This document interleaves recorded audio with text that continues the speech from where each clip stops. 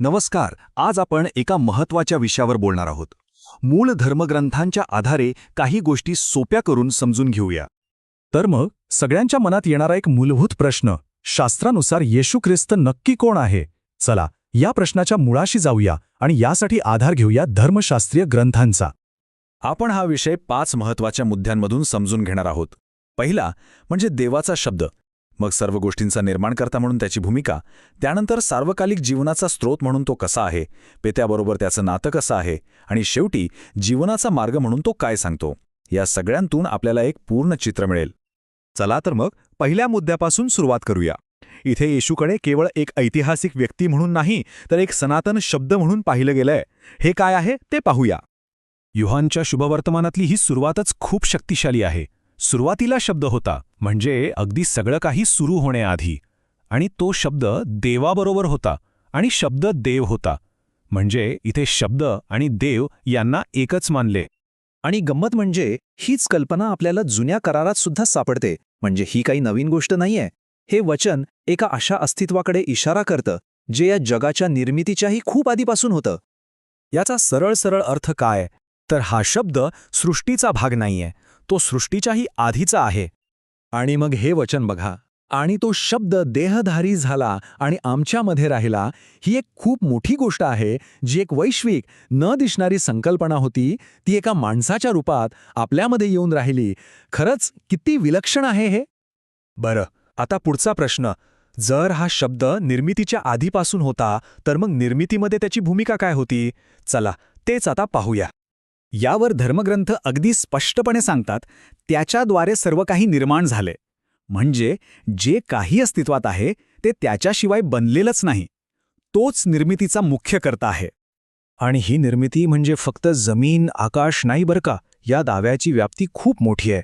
यात स्वर्ग आणि पृथ्वी तर आहेच, पण त्यासोबतच दिसणाऱ्या आणि न दिसणाऱ्या गोष्टी, म्हणजे अगदी सिंहासने, सत्ता, शासक आणि अधिकारी, या सगळ्या आध्यात्मिक रचनांचाही समावेश आहे. ओके, आतापर्यंत आपण मोठ्या वैश्विक गोष्टींबद्दल बोललो, पण याचा आपल्यावर वैयक्तिक पातळीवर काय परिणाम होतो?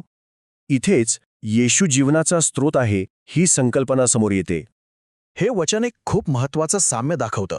जसं पित्यामध्ये स्वतः जीवन आहे, म्हणजे जीवन त्याचा मूळ स्वभाव आहे, तसाच अधिकार त्याने पुत्रालाही दिला आहे की त्याच्यामध्येही जीवन असावं. आणि हे वचन तर आपल्यापैकी अनेकांना माहीत असेल, कारण देवाने जगावर एवढी प्रीती केली. यात विश्वास आणि सार्वकालिक जीवन यांना थेट जोडलेलं आहे. पुत्रावर विश्वास ठेवल्याने सार्वकालिक जीवन मिळतं, ही या सगळ्या शिकवणीचा गाभा आहे. आता आपण एका अशा विधानाकडे वळतोय जे कदाचित या ग्रंथांमधलं सर्वात थेट आणि परिणामकारक विधान आहे. अगदी साधं सरळ वाक्य, मी आणि पिता एक आहोत. इथे येशू स्वतःला आणि देव पित्याला एकच सांगत आहे. आणि या विधानानंतर काय झालं असेल विचार करा. लोकांनी याला ईश्वरनिंदा मानलं. धर्मग्रंथात लिहिलंय की त्यांनी त्याला दगडमार करायचा प्रयत्न केला. यावरून त्या काळात या शब्दांचं वजन किती होतं हे आपल्याला कळतं. आणि ही कल्पना फक्त इथेच नाहीये, नंतरच्या धर्मग्रंथांमध्येही याला दुजोरा मिळतो. इथे म्हटलंय की तो देवाच्या स्वरूपात असूनही, म्हणजे त्याचं मूळ स्वरूप देवाचं होतं. आणि आता आपण येतो शेवटच्या भागाकडे. हा भाग म्हणजे एक प्रकारे सगळ्या मुद्द्यांचा सारांश आहे. यात येशूने स्वतःच्या ओळखीबद्दल जी शक्तिशाली मी आहे ही विधानं केली आहेत ती पाहूया. ही विधानं जीवनाचा मार्ग दाखवतात. सगळ्यात आधी तो म्हणतो, मी जीवनाची भाकर आहे. म्हणजे काय? तर जशी शरीराला भाकर लागते तशीच आत्म्याला जगण्यासाठी आध्यात्मिक पोषणाची गरज असते, आणि तो स्रोत मी आहे. त्यानंतर तो याही पुढे जातो, पुनरुत्थान आणि जीवन मीच आहे.